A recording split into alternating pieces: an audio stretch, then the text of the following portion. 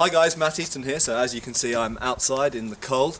I got criticised last time for saying that I didn't like to go outside to shoot videos, so here I am in the freezing cold in a t-shirt filming a video for you. So it's been a while since I did a sort of training vid or advice for how you can train solo if you don't have a club to get to.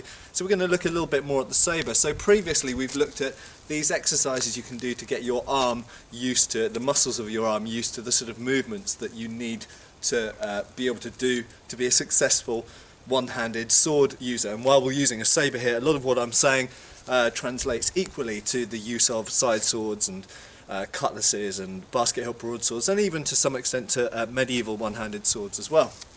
So we looked at these, wiggling the sword backwards and forwards. We looked at wiggling the sword sideways.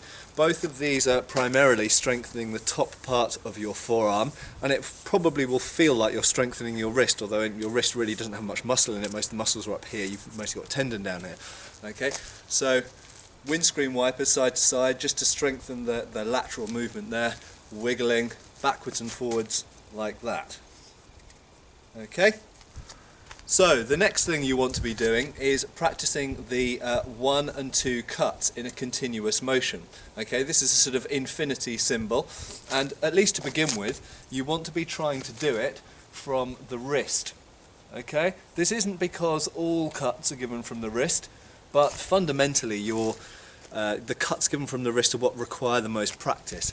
Anybody can pretty much swing a sword from the shoulder and elbow. Okay, and just to remind you that there are essentially 3 joints in your arm, which should be obvious, that cuts can come from: the wrist, the elbow, or the whole arm. Okay, and sometimes you join those together in different combinations for different purposes. So the number 1 is downwards from the right, the number 2 is downwards from the left.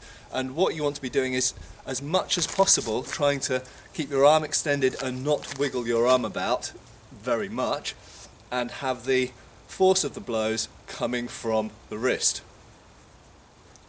What you'll notice is doing this exercise, it's easier if you hold it in the hammer fist grip than in the thumb up grip. You can do it thumb up if you want, but it's easier in the hammer fist grip. Okay, so it should look like this. Good. Once you've done that, next up I want you to add in the cuts 3 and 4. They are upwards. 3 is upwards from the outside, 4 is upwards from the inside. When you're standing in sabre guard, you're standing sideways on with your dominant shoulder forwards. This is your inside line, the line that comes to your chest. This is your outside line that comes to your back. Okay? So we're now going 1, 2, 3, 4. 1, 2, 3, 4. 1, 2, 3, 4. And so on. You'll notice that the arm does move a bit from side to side, but at least to begin with, try and limit that motion as much as possible.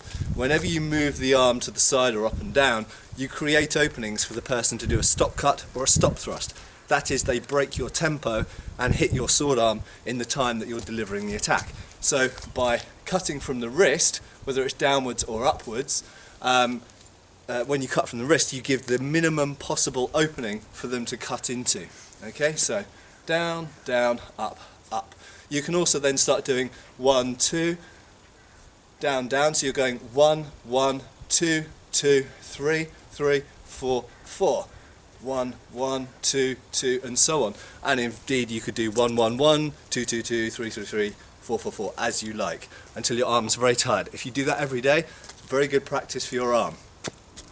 So lastly, the exercise that we're building up to. So you should do all of the things that I've been talking about before, and I've looked at those in previous videos, but this is a new exercise which I haven't presented in a video before.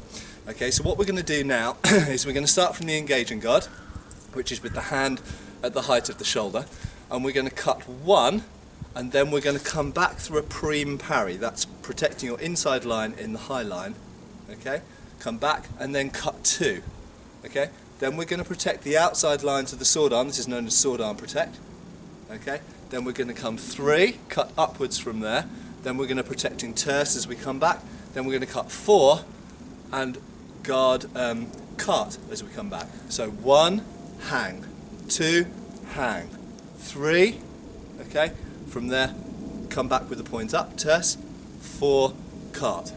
1, hang, 2, sword arm protect, 3, from there terse, 4, cut.